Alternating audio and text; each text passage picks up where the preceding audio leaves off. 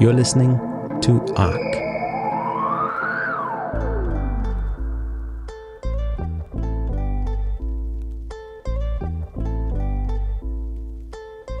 A couple of years ago, we had a knock on the door at the house where we lived, just south of Cape Town. Outside were 3 people carrying iPads, dressed in official-looking blue vests. They were from the government census and were out collecting information for Stats SA, the organization in charge of collecting information for statistics in South Africa. Their job is incredibly important because without accurate and up-to-date statistics, it's basically impossible to govern a country. So naturally, we invited them inside and answered the questions as best we could. And one of the first questions they wanted to know was our race, or what race did we identify as? And in South Africa, that question follows you around as you go through life. On all kinds of forms, from medical aid to school and government, we always asked to specify our race. I didn't ask them about it then, but afterwards I've been thinking about this. Why do we still ask about race when we're supposed to live in a non-racial democracy? But also, what do they actually mean? That's such a big question. Not a simple question. Not at all. This is Phila Msimang, senior lecturer in philosophy at Stellenbosch University, one of 2 people I'm speaking to today because they know a lot more about race and science in South Africa than I do. And the other person is research fellow in anthropology at University of Cape Town, Tessa Moll, who also happens to be my partner in life. Tessa, who are you and why are you here other than nepotism? So yeah, a lot of my work has been to do with kind of reproduction, science and technology, and a lot of how these questions bring up the old categories, you could say, in new ways and new forms. The specific reason I wanted to speak to Tessa and Phila is that they've been working on an infographic that has kind of blown my mind. It's a kind of timeline detailing all the terms and names that have been given to different racial groups in South Africa for the past 350 years. A lot. I don't know how many boxes and titles are here. There must be like maybe 50. I don't know. There's a lot. And this infographic shows exactly how complicated race in South Africa is and why it's so difficult to get rid of racism and move on to the non-racial society that so many people fought for so long. This is an ARC interview. And like all our other episodes, we rely on you, our dear listener, for support. A completely free and very easy way to support us is by writing a review and giving us some stars wherever you listen to the show. Apparently, this helps us reach more people. But it also has another benefit. We really want to hear from you. Recently, a listener who calls themselves Pheseka wrote to request translations of the show into more languages. We'd love to do this, but we don't yet have the resources. But with the support of listeners like Pheseka, we'll get there. But first, an ARC interview with Tessa Moll and Phila Msimang, who start by answering my simple, but actually not simple question. What is race? My name is Rasmus Spitz.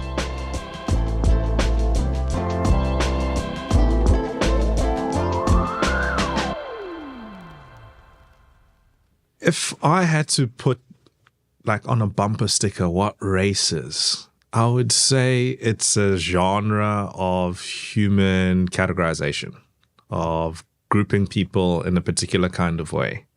And throughout history and over time, people have had different theories or ideas about the groups that they've made up. And sometimes the theories themselves are the ones that draw the boundaries of those groups. So what you're saying, for starters here, is that I think we use the term race as if we all have an intuitive idea of what that means. Yes. You know, you look at someone and you sort of, I know what race that person has. But what you're saying is that it's not actually as simple as that. Yes, yeah. because, say, it was the 1800s. Often people thought that the groups that they had in their societies were actually biological groups. They thought that there was something inherent within members of a group that they shared amongst themselves. But the long story short is that turned out to be false. That those groups, if those groups exist at all, are not biological groups. The divisions that they thought existed were not ones that were justified by biology at all. This is, I think, where the confusion starts when we talk about race. We tend to speak about race as if it's a biological fact. That we all have a race, like we have a blood type. But for a long time, science has shown that race isn't like a blood type. It's a man-made category, and one that can and do change over time. And yet, this isn't really how most of us understand race as we go through life. I think there's still kind of a folk notion, if I can call it that there is a biological essence or to race in a way. Because in my work, it's often linked back to reproduction and the thinking that race is something that is reproduced and made through having children and bloodlines and ancestry and stuff. And you're saying that that's not the case? I would say that the way in which we see categories in the relation to biology is about how we build the nature of categories. When you look at genetic ancestry tests and it tells you about, where your genetic origins might be, it says as much about the science that produced that, kind of those biobanks and the histories that went into that, than it does actually about what your genetic background is. So if race is not a biological fact, why do we think of it that way? Why have we not moved on? For a very long time, races were thought to be phenotypes, thought to be how people look, thought to be the ways in which people differ in those kinds of features, their eye color, hair color, nose shape, skin. And there are some geographical patterns that happen. Children don't come out a random color, different from their parents, usually anyway. And so people then presume that a whole lot of stuff comes down and is related to how people look. But the ways in which we differ are so many and so varied that very little, in fact, of our genetics and our heritage, our genetic heritage and our ancestry relates to the way in which we look. Looking at someone, their skin color, their hair, and their eyes does not actually tell you much about a person's biology, because this is vastly more complex than what a person looks like on the outside. It's almost like thinking that you can play a successful guessing game by and know what's inside the contents of boxes by their covers. I think most of us can relate to this. We don't have access to random people's DNA profiles.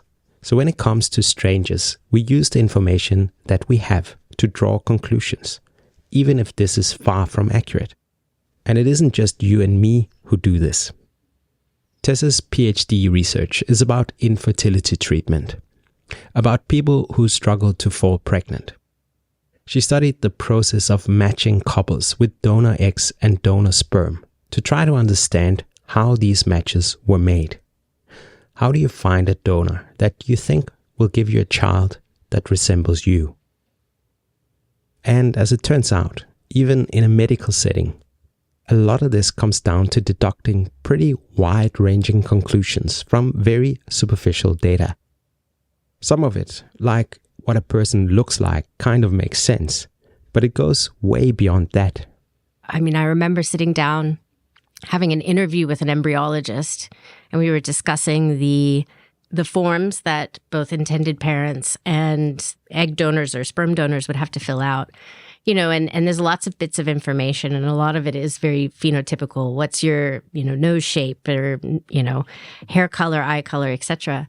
And then a lot of things is also about your education, your family's education, what kind of jobs you have, what kind of personality you have. And there's this kind of like You're strange, like hobbies, you're like... Yeah, like if you were on a desert island, what are like 3 records that you would want to bring with you? You know, like just random bits of information. And just for instance, something like intelligence. So it was often, you know, said to me that, you know, intended parents want someone, a donor, who's of similar intelligence as them. You know, and the proxy there is education level, which of course we know is a very terrible proxy for intelligence because of the radical disparities in this country about people's...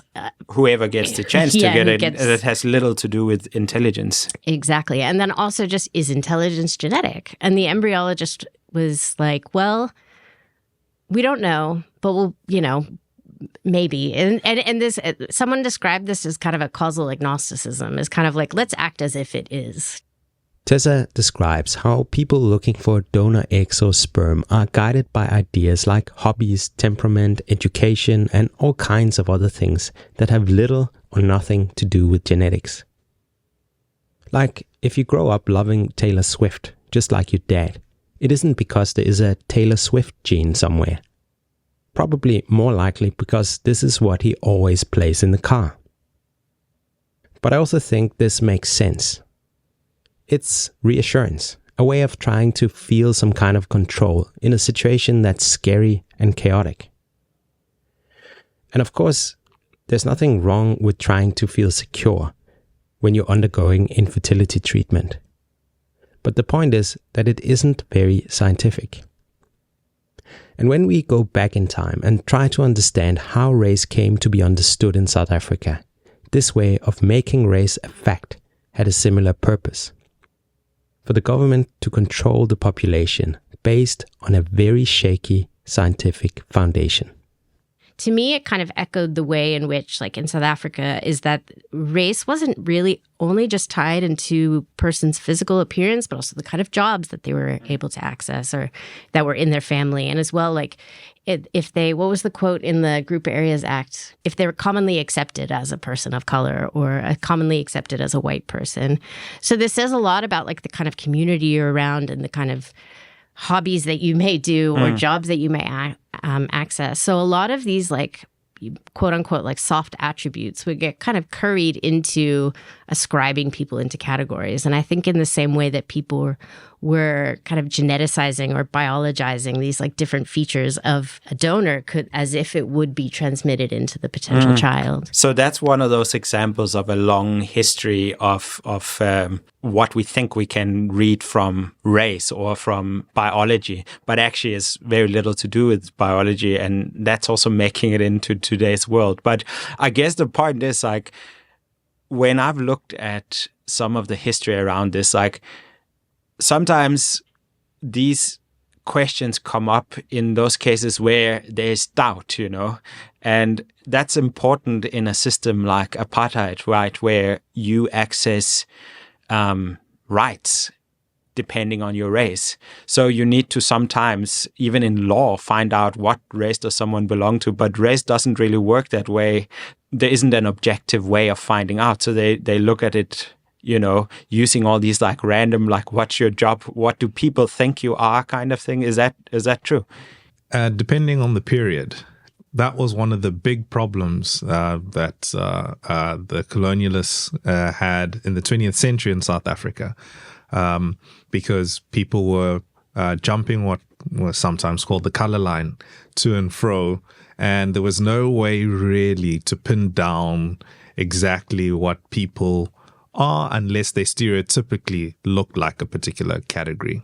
And this is one of the things, though, that I might mention, is that the borders that are drawn around what race group a person fits into, those change over time. What looks counts as a particular grouping also change over time.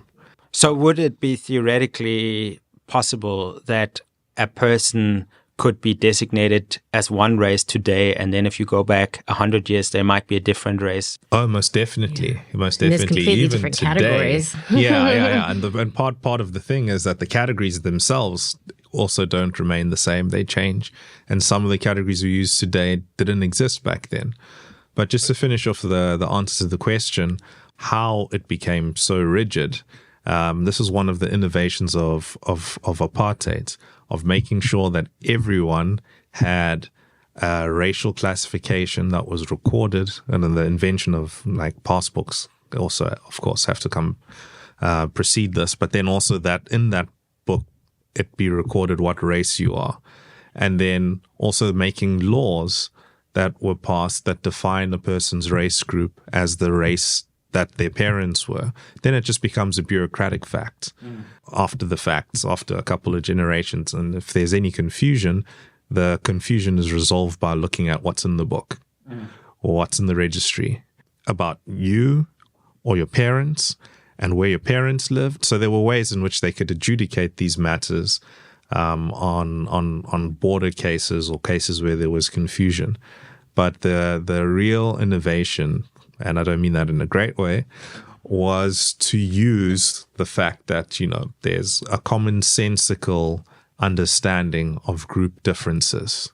They played on that commonsensical understanding of group differences and the fact that we all don't look the same.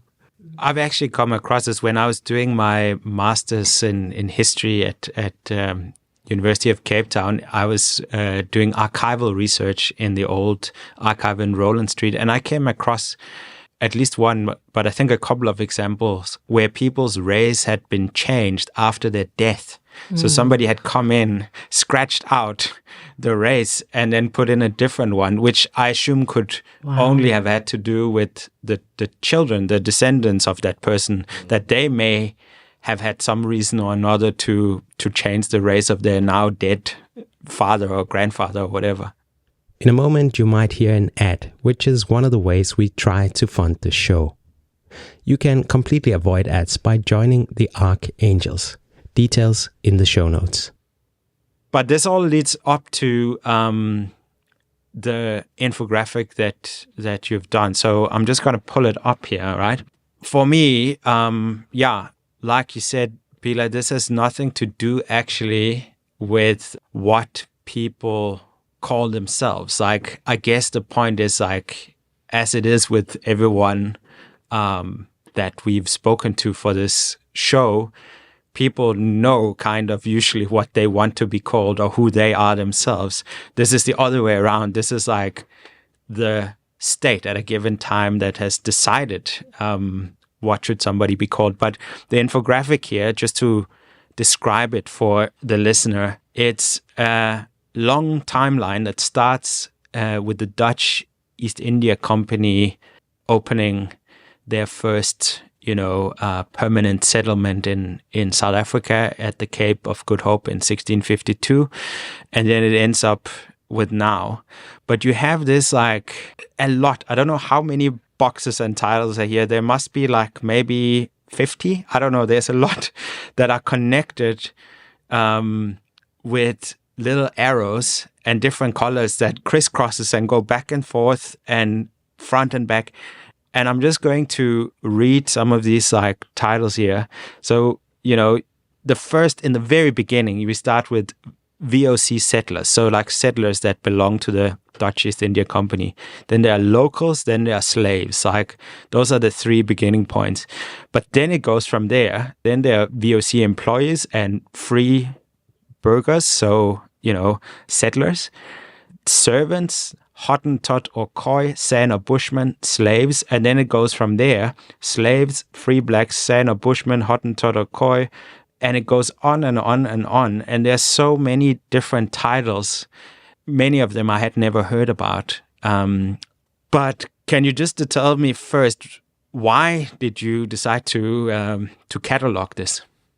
We wanted to make an infographic that really showed how these are not naturally existing biological categories. The classification system is the product of politics and economics and social forces, often in the preservations of white supremacy, that are made over time and that can shift radically. People themselves can move between categories, and the categories themselves can also just be amorphous and change. And that these are, political machinations that you see getting expressed in how people are categorized. The timeline, as you can hear, shows how racial categories have changed dramatically over time. But there's another issue that Tessa and Phila realized while putting this together. Not only has the categories changed over time, the kind of people that fit into each category has also changed. It actually speaks to the idea for the origins of the actual infographic and the reason for why we made it. Because the way in which some of these source texts were representing groups was, well, inadvertently part of this issue of thinking that these groups are continuous throughout historical time. It's just the names of them that have changed throughout time. A lot of studies, when they look at change in groups over time, and then they use racial classifications, they project them into time in ways that assume a lack of change. That what this particular classification means today, not only is what it meant yesterday and 100 years before, but the people that are in it are the same. And it even assumes that that classification was a coherent classification that far back. And what the infographic shows, what we wanted to demonstrate through the infographic, is that that assumption is often baseless. And that if you want to claim a continuity, you have to demonstrate a continuity. So it's not that there are zero continuities in the way people are classified or what groups they are, but how people are sorted into different groups is interesting and historically contingent. That's why your arrows go up and down and back and forth, and not just between, yes. Not just straight lines. We did quite a bit of editorializing, of course, in the ways in which we represented some of these groups and classifications. Otherwise, the infographic would be far more messy than it is. But something that I found pretty interesting in the research is how Europeans and settlers thought of themselves over time. So that's the top here, where the green line, like you have, starts with VOC settlers, and then it goes on and on, becomes Christian, white, all free persons at some point. Yes. White, European, etc.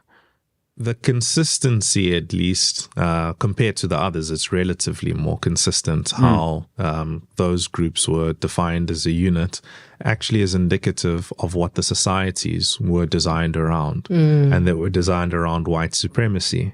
And so a lot of the changes had to do with maintaining that white minority rule and settler colonialism in South Africa. So basically you're saying the white people or the European, whatever you call them at a given time, they are one thing. Everyone else is all kinds of different things. Well, I wouldn't say exactly that they were one thing, but they did find themselves partners a lot of the time against the rest of the people. We know we have had issues with, or the British and the Afrikaners have. Yes. That's a very good example. And in the infographic, it isn't represented because in the period at which the Afrikaners leave, we are still only looking at classifications in the Cape. But then when we come to the Union of South Africa, that's when the Boers, that's when they make a state together with the British and under the Union of South Africa. And part of that demonstrates this point that I'm making about being partners and seeing themselves as a unit against the local indigenous groups and the people that they're enslaved are the laws that were written. And for example, the 1913 Lands Act defined them together with the British against the local populace. One question that I have is like, so now you've demonstrated and you've argued that all of this has to do essentially with control, with maintaining hierarchies in South Africa so that essentially the white society could stay in charge. But now we are in post-apartheid South Africa. That's the end of your infographic here, where we have a non-racial democracy. We shouldn't, have these hierarchies anymore, in theory at least, but we still have the categories. What's interesting to me as well with the infographic is that you see the least movement in categories. at the end in this post-apartheid era. These, these have the ways in which they still have currency has actually hardened a lot over recent years. And I think that that's part of design of the apartheid system, is entrenching it so deeply in how we live and the neighborhoods we live in, as you say, just etched into the city and embodies in so many different ways. But it's still because they have traction and meaning. I mean, when people talk about, self-identification or an identity more broadly, how we think of ourselves in relation to groups of people and the kinds of belonging that we, want to articulate is really still often tied to these kinds of things. And for a lot of reasons that make sense. And one of them is like redress, Yes. to how it always works out in practice is another matter, right? But in order to look at basically who has been disadvantaged in the past and how do you maybe change that? Yeah, I just wanted to add something there on the ideal of being a non-racial society. That being a non-racial society goes far beyond just what people call themselves or whether or not they use certain types of classifications. It's about if race corresponds to life chances, if it corresponds to outcomes, if it corresponds to actual lived experience that people have. Does it still have impact on the results of your life? And in South Africa, it does. There were a lot of things that changed in 1994, but there were very many more that remained the same. People still lived in the township the day after they voted. People were still poor. People were still hungry. And so if those things continue to have a racial patterning, it doesn't make very much of a difference what we call ourselves or are called by the state.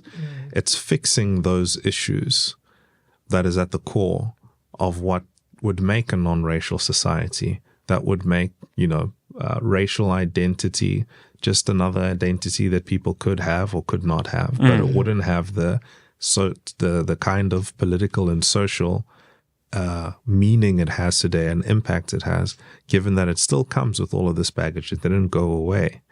And so part of the reason why it's used in redress still is there are very few ways that we have to be able to monitor and evaluate change, at least on the demographic level of people who were classified as particular things. How have their life chances improved or changed over time? So in order to actually understand whether we are doing redress, we need to maintain the categories in order to look at whether or not anything is changing? Yes, to a significant extent, to know where the change is happening even, because you could still be able to find out if things are changing, but you wouldn't necessarily know where the change is happening and across what segments of society compared to people who were oppressed for being classified as a particular group or not.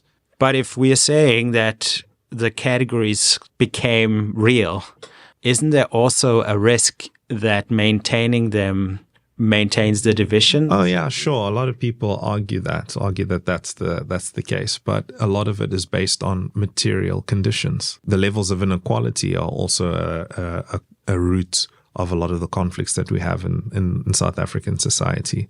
And if there wasn't this level of inequality, if there wasn't so much poverty, then we would have a chance, because also these things, inequality, poverty, and these kinds of issues in communities are also very racialized.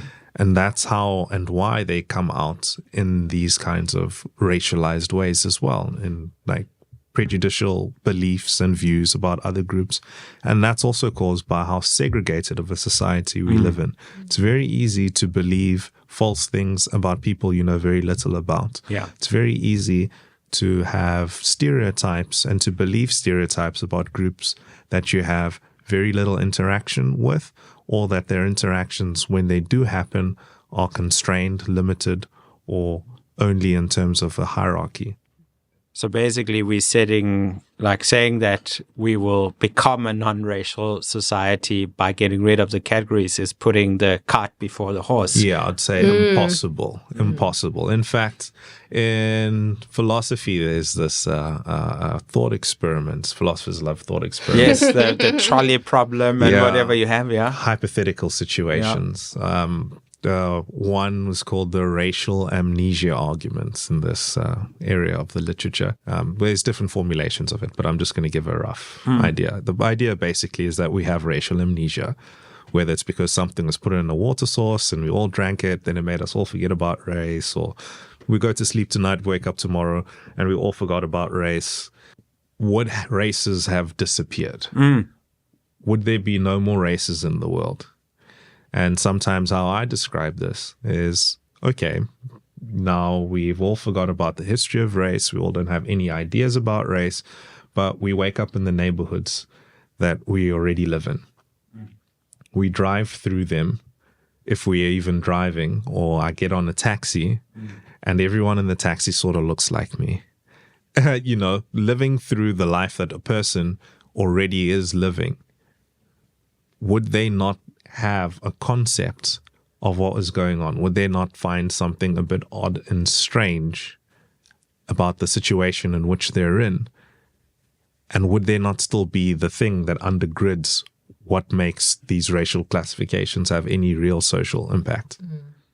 I think one real lived example of that for me is we used to live in the city in Tamburskloof up on the slopes of Signal Hill or Lion's Head in the center of Cape Town. And I was walking to work always at that time and walking down a hill. And I always saw it. I didn't go to the office that early, so I always saw all the nannies out with all the kids. Now, this neighborhood was predominantly white, but at 9 or 10 in the morning, you'd only see a black woman with 1 or 2 white children. And that was always how it was. And of course, there's nothing wrong with a black woman taking care of a white child. But I couldn't help think, but if this is all you see, what is the conclusion you're going to make? Isn't the pattern suspicious? And, sometimes we over-moralize the problem of racism in terms of thinking that it's a specific individual's moral failing. Right. That it's because you are such a terrible person that you would ever have this idea in your head about how this group is or that group is. And this is, of course, not to excuse racism or to excuse someone for their racism. But imagine that you're a boy who grew up on a farm. Well, I am, so I can imagine that easily. Yeah, but a farm in South Africa. Okay, different story. In the 1960s or 70s, every black person that you've ever come across, that you've ever interacted with, you interact with as a subordinate to you. All of the black people that you interact with are people of a lower socioeconomic class, are people who haven't had the opportunity to get an education, are people, So all of these are the things that you grow up seeing.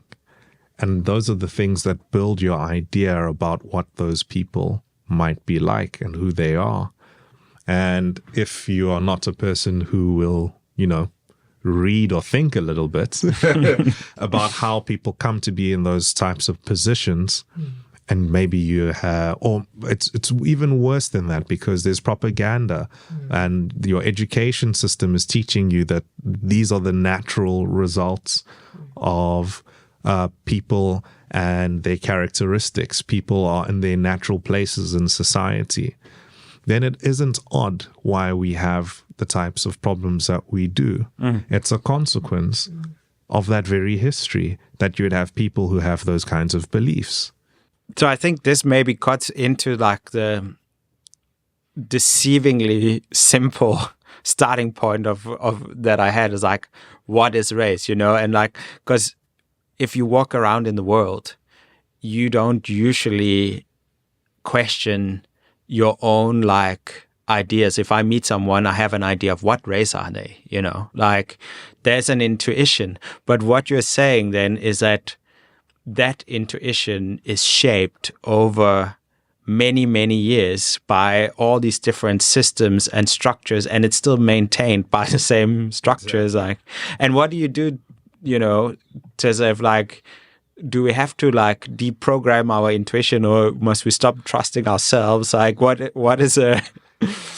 I mean, I guess as an academic, my way of thinking about how to move forward from this is always trying to show the system show its production. How is it made? How was this building put together? In a way to show it's kind of its artifice on one hand, not as a way to say it isn't real, but it's that it was made. It came from somewhere. It came from society and politics, and cultural forces and economic forces.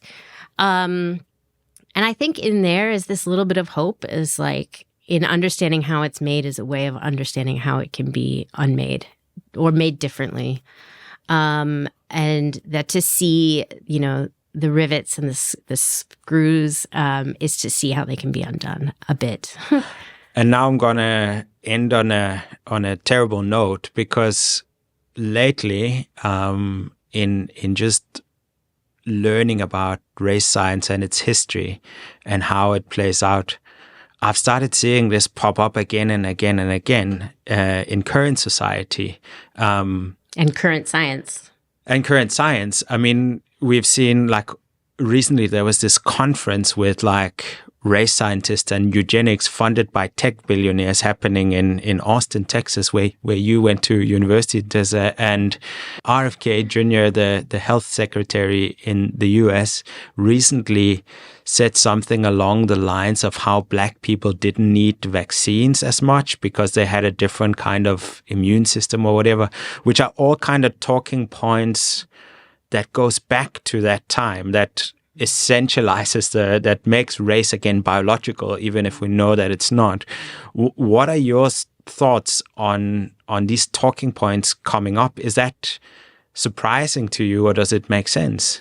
Not surprising at all. Not surprising at all. Sadly. Given the history and given what motivates these kinds of ideas and the unfinished job of undermining scientific racism and undermining eugenics. It's almost like being a firefighter.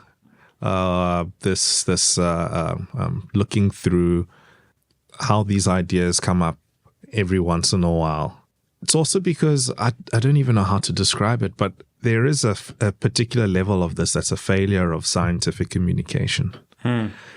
Because sometimes these ideas come up in ways that people think on you, but because they don't know that these hypotheses, these theories, these ideas have been tested before, they sometimes think it's some kind of forbidden knowledge, or I'm being cancelled for saying something original. I've come up with this super Black original MAGA, and you guys are just like... There must be some sort of woke conspiracy theory why people reject this, and it seems like it's being rejected out of hand. But a lot of these things have been tried and tested and thought about for at least 250 years. Yeah, I was thinking when you said firefighters, I was also thinking of like whack-a-mole, because it does seem like it just like pops up in all these places. These like to characterize eugenics and race science as gone, as I think is it wasn't just over optimism, it was mistaken. Now, of course, the big thing that it might be tangential, I might cut it out, but like nowadays, of course, we've got AI as like big prediction machines,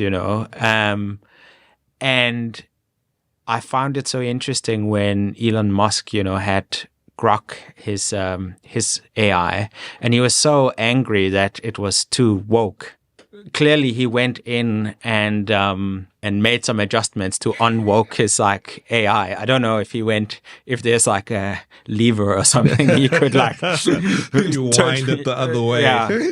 Add more racism, please.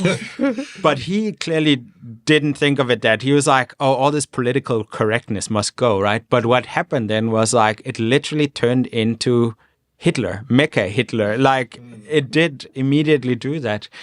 But is that because a lot of this that is called woke is actually often sound knowledge. So if you take that away, you end up at the same trajectory that we were on just over 100 years ago, designating people in this way, leading to these kind of dangerous way of thinking. Is the link so short? I think it's like a multifaceted problem, though, because AIs are basically data aggregators.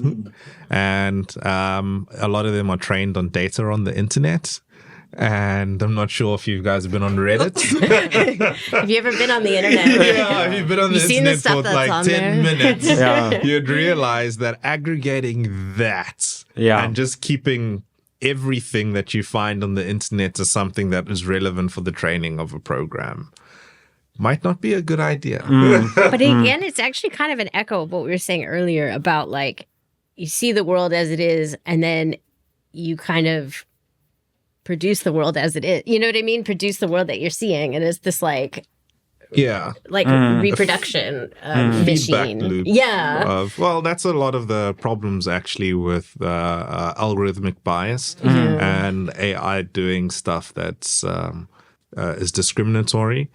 Often it's from the training set, the training data itself. Often it's from the training data itself.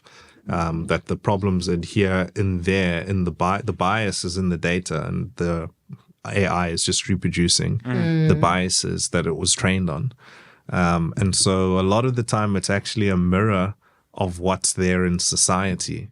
But if you use it as a metaphor, like for how we all move in the world, when we go out into the street, like we have to recognize that we are maybe that trained on the data set that is incomplete. And so not as to say, what you're seeing, you are a bad person for seeing what you're seeing, but what you are is a product yourself of all this history. And you should realize, okay, so if you actually maybe try and look at the world a little bit differently, you might get a bigger world, a more interesting one that allows you to see different things. To extend the metaphor, it also makes you realize there's things to fix about yourself, but also a lot to fix about the world in order for yourself also to be more accurately representing what's around you. Right. Yeah. Comes down to design, to architecture, to city planning, to all kinds of things that designate how we move in the world. Yeah, including material differences, inequality, differences in power, all of that stuff. So that sounds easy enough. So we just have to change all of those things, and then we can get rid of it. Then we can get rid of the categories. Right. All right. Well, thank you for a very interesting conversation about something that I think is difficult to put in TikTok, to put in a meme, etc. But I think these kind of conversations, are really, really interesting, but also important, especially when we still have to play whack-a-mole or be firefighters and try and look at flare-ups everywhere, even at the highest levels of this kind of bad science of the past. So, thanks for your time. Thank you. Thank you for having us.